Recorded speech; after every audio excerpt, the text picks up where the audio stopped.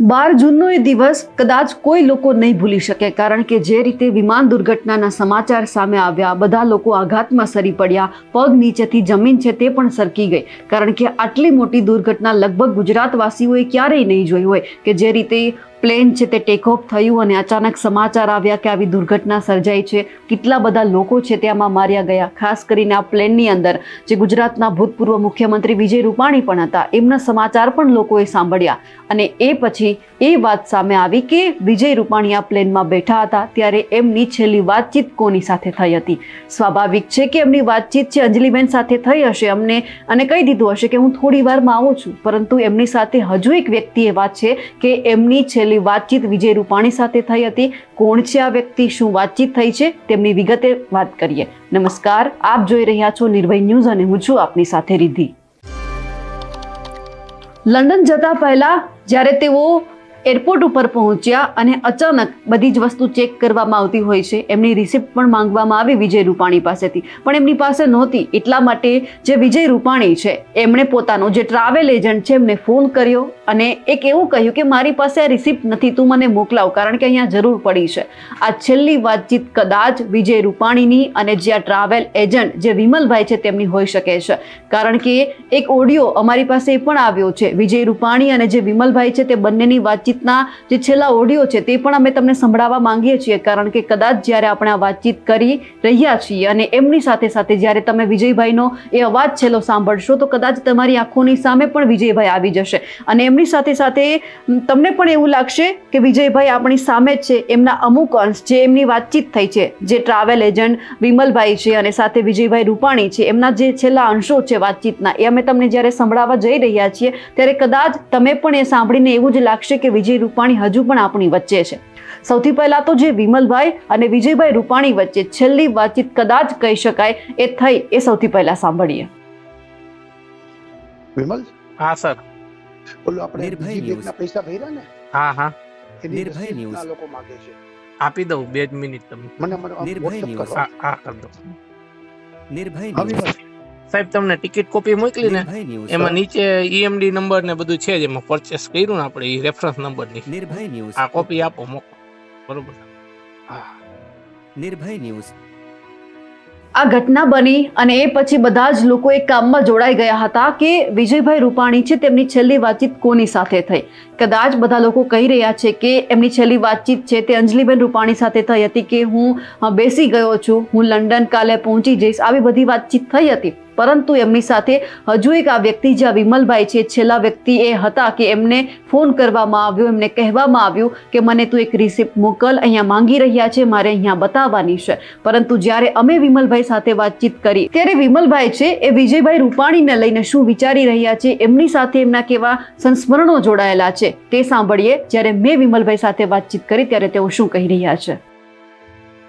મારી સાથે અત્યારે વિમલભાઈ મુંગરા જોડાયેલા છે. કદાચ આપણે એવું કહી શકીએ કે જે આ વિમલભાઈ છે તેમની સાથે વિજયભાઈની છેલ્લી વાતચીત થઈ હશે. વિમલભાઈ, નિર્ભય ન્યૂઝમાં આપનું સ્વાગત છે. હા, બોલો બોલો. વિમલભાઈ, કદાચ આપણે એવું કહી શકીએ કે તમારી સાથે એમણે છેલ્લી વાતચીત કરી હોઈ શકે છે જ્યારે એ એરપોર્ટ પર પહોંચ્યા હતા.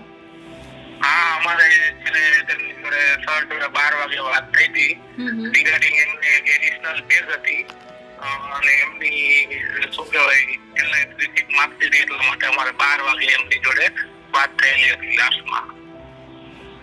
અને શું વાતચીત થઈ હતી એ તમને ખબર છે અત્યારે? હા, એટલે એ જ વાતચીત થયેલી હતી કે ભાઈ આ એર ઇન્ડિયાના લોકો આ રિસિપ્ટ માંગે છે જે 23 કિલો એડિશનલ બેગ દીધેલું છે ને તેની. હા. અને તમે કેટલા વર્ષથી એમની સાથે કામ કરી રહ્યા છો, જોડાયેલા છો? જેમ કે ટ્રાવેલ એજન્ટ તરીકે તમારી પાસે ઘણી બધી વખત એમની ટિકિટ બુક કરાવી છે. એવું નથી, અમારે બીજા એમાં રેફરન્સ છે ને સાહેબ, કે તેમના રેફરન્સ એ બધું કામ થતું હોય છે. એટલે કહેવાય જનરલી જ્યારે એમને આવી રીતે જ્યારે હોલિડે પેકેજ કરવાનું હોય છે ત્યારે અમારો આપણે આમનું સરનું પેકેજ કરેલું હતું.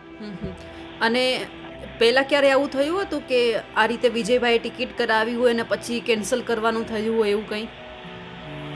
આ વખતે એમની પેલે ટિકિટ હતી અને તેમાંથી ડેટ ચેન્જ કરાવી અને 5 જૂન કરાવેલી હતી. અને એ સીધા જ તમારી સાથે વાતચીત કરતા હતા જ્યારે પણ ટિકિટ કરાવવાની હતી ત્યારે? હા સરે મારી જોડે વાતચીત કરેલી હતી. યસ. તો એમના સ્વભાવ વિશે તમે કંઈ કહી શકો છો કે તમારી સાથે જ્યારે વાતચીત સ્વભાવ કરતા એમનો જે કહેતા ને કે કોમન મેન, ખરેખર કોમન મેન જ હતા. એમ લાગણીશીલ અને કોમન મેન હતા. અને એકદમ સ્વભાવના, નિર્મળ સ્વભાવના અને લાગણીશીલ એકદમ.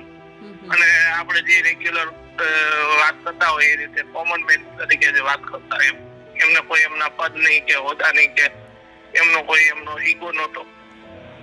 તમે ક્યારે એમને મળેલા છો રૂબરૂમાં? હા મળેલા જોઈને. તો જ્યારે આ ટિકિટને એ બધું કામકાજ કરાવવાનું હોય, એમને ક્યારેક કોઈ જગ્યા ઉપર પ્રવાસ દરમિયાન જવાનું હોય તો ફોનથી જ વાતચીત કરતા કે તમને રૂબરૂ મળીને પણ ક્યારે ટિકિટ કરાવેલી છે? ના ટિકિટ નહીં, પણ અમે આમ રૂબરૂ મળેલા હતા. અને એ બસ એક મુલાકાત જ કાયમી ધોરણે હવે તો સંભાળનું રહી ગયું છે મુલાકાતનું. વિમલભાઈ, કદાચ તમે પણ નહીં વિચાર્યું હોય કે તમે જેમની સાથે છેલ્લી વાતચીત કરી કે વિજયભાઈ તમારી સાથે છેલ્લી વાતચીત કરી, એમના આવા સમાચાર મળશે એમ?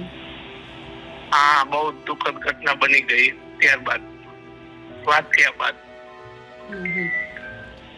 હા વિમલભાઈ, તમે અમારી સાથે જોડાયા, આપનો ખૂબ ખૂબ આભાર.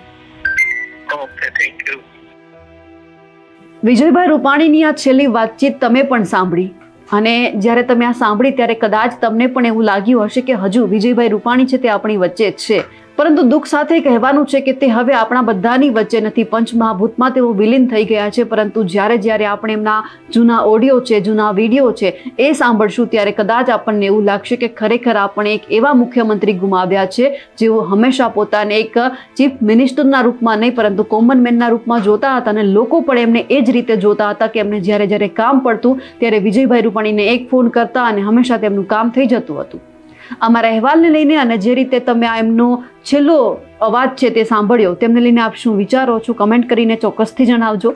સાથે જ અમારી નિર્ભય ન્યૂઝ ચેનલને લાઇક, શેર અને સબસ્ક્રાઇબ કરવાનું ભૂલશો નહીં. નમસ્કાર.